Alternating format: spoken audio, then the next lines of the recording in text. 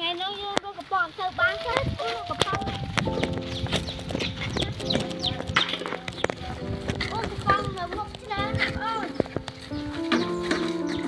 lời lứa nói ăn như bán từ khen quên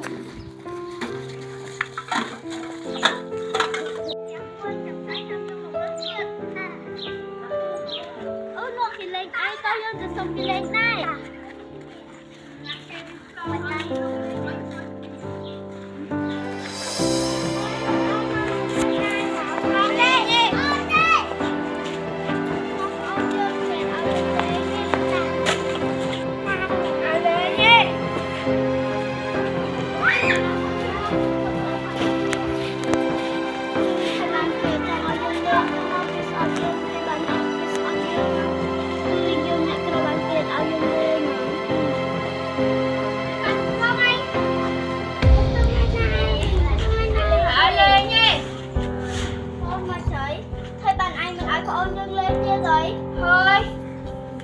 tập muốn tiếp nào